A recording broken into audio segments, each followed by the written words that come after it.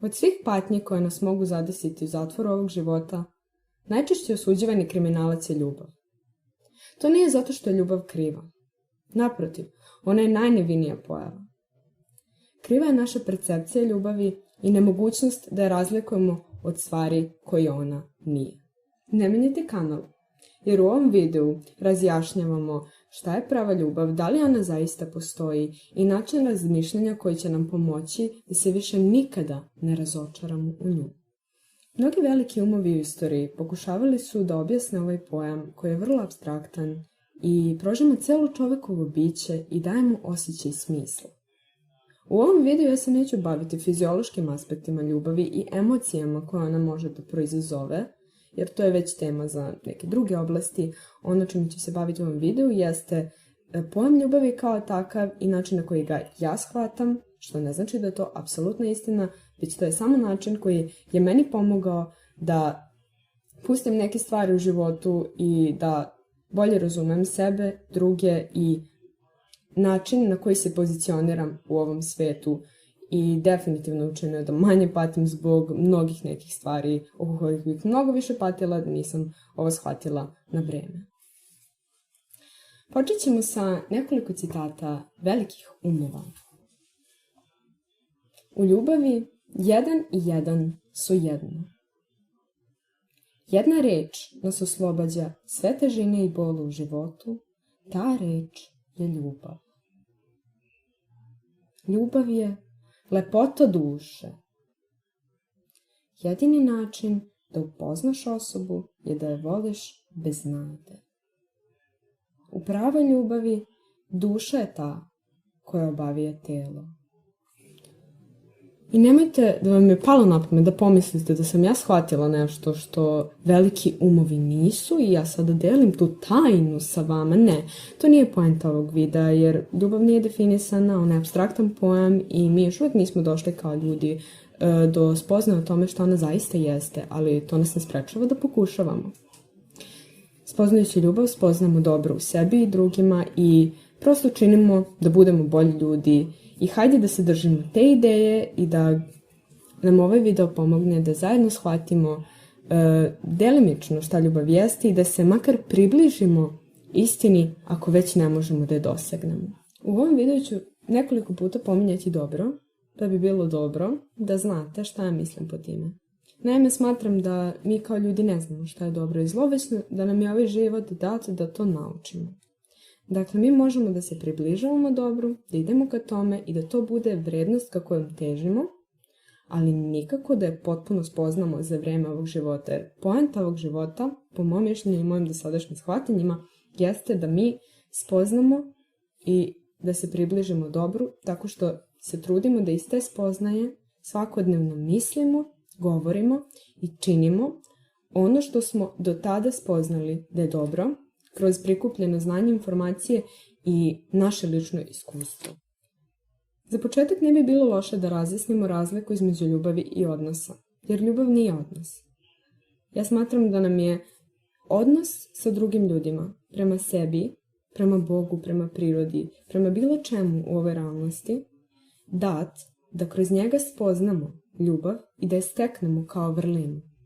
Dakle, odnos i sve ostalo što potpada pod odnose nam je dat da kroz njega, kroz žrtvu, patnju i mnogo nekih različitih situacija zapravo naučimo šta ljubav jeste i steknemo vrlinu ljubavi. Tako što ćemo da se trudimo da sve vreme i spoznamo šta je ljubav i napredujemo i usavršavamo se kroz te odnose sa drugima koji su nam dati i ne samo sa drugima, već kao što sam ranije pomenula i sa Bogom i sa prirodom i sa svime u celom postojanju.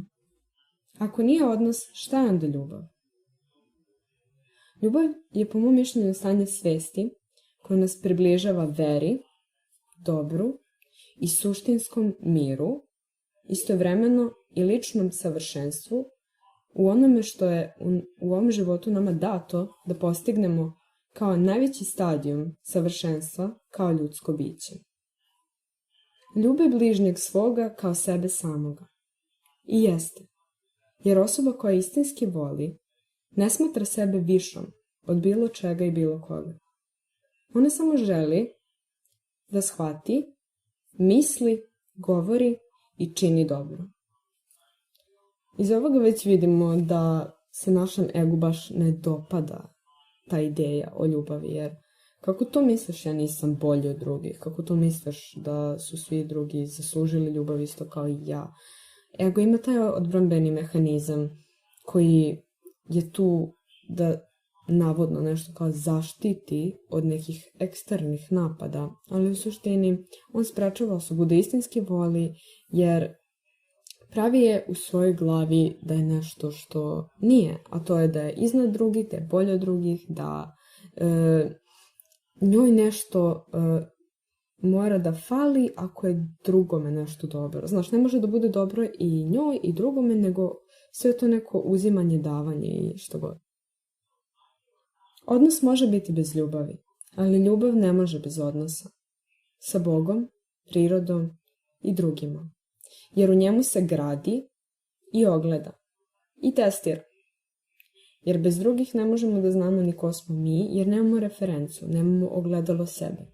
Ne možemo voliti sebe ako ne volimo druge, ako nemamo nekog ko će biti nasuprot nama i davati nam potvrdu sopstvenog postojanja.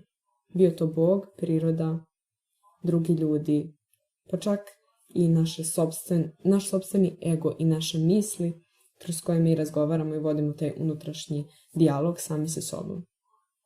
Obavezno hoću da čujem vaše mišljenje šta je ljubav i pišite mi u komentarima šta mislite da je ljubav, kako ste došli do tog shvatanja, odnosno koja vas je patnja navela da dođete do tog zaključka. Molim vas, voljela bih da znam, jer voljela bih da ja nešto naučim iz ovoga, a ne samo da deluje kao da ja pričam i nešto znam, jer suštinski ja ništa ne znam. I poenta svih ovih videa je da su ovo moje interesovanja koja želim da podelim sa drugima koje imaju iste ta interesovanja ili slično. Kad smo kod patnje, ljubav ne mora uvek biti prožeta emocionalnim nabojem. I taj emocionalni naboj, iako ga ima, ne mora nužno biti pozitivan. Nekad je bolje patiti, ali da znamo da smo uradili ispravnu stvar zarad nekog višeg cilja i koji se zalaže za neko dobro, nego da smo se zadovoljavali sebičnim nasladama sopstvenog ega. Sada ćemo preći na neke od osobina ljubavi do kojih sam ja došla. Vrline prave ljubavi jesu to da je ona bestrasna, nije telesna i ne zahteva nužno dodir. Dakle, ljubav ne mora da bude u odnosu muškarca i žene, može biti prijateljstvo, može biti platonska, može biti prema životu kao takvom i kao takva je obično najbliža istini. Zatim, ljubav je smirena. To znači da smiruje bezumne potrebe zarad dobra. Znači, smiruje bezumne potrebe ega. Nepristrasna. Nije selektivna, već univerzalna. Znači, ne gleda ko je ko. Ne gleda status, ne gleda ima nešto bolje što meni treba ili što god. Ne, jednostavno ona je nepristrasna i voli jednako šta god, koga god. Tiha. Ne traži nagrade ni socijalnu potvrdu. Ovo je jako bitno jer ako ljubav traži nešto za uzvrat ili da je neko video da mi volimo, da smo mi puni ljubavi, to nije ono što ljubav jeste.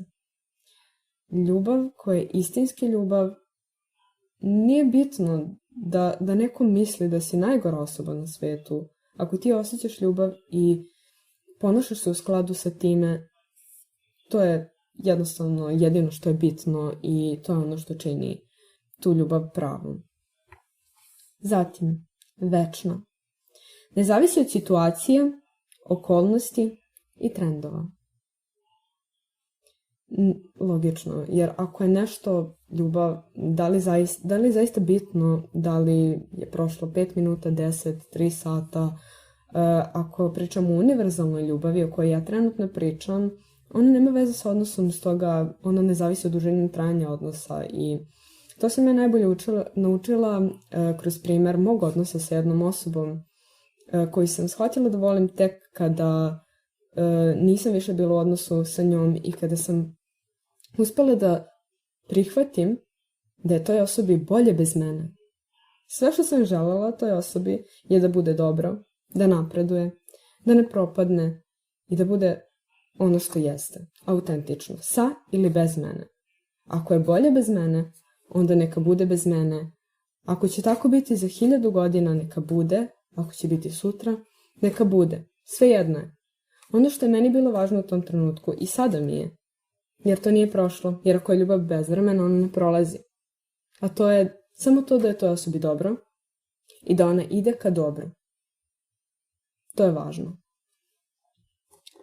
Zatim, iskreno.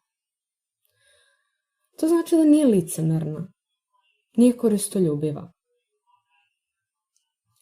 Ne mogu ja da volim nekog, a da ga ne volim pred nekim drugim ili da volim nekog samo kada imam koristi od njega, ne znam, on će mi dati pare ili ne znam, imaću šta god, imaću neki ugled ako se družim sa njim. To nije ljubav. Ljubav je i da najvećem klošaru na ulici kažete dobar dan ili mu pomognete ako ste u mogućnosti da mu pomognete bez obzira što nemate ništa od toga, što vas niko ne gleda, što ta osoba možda smrdi, apsolutno je nebitno.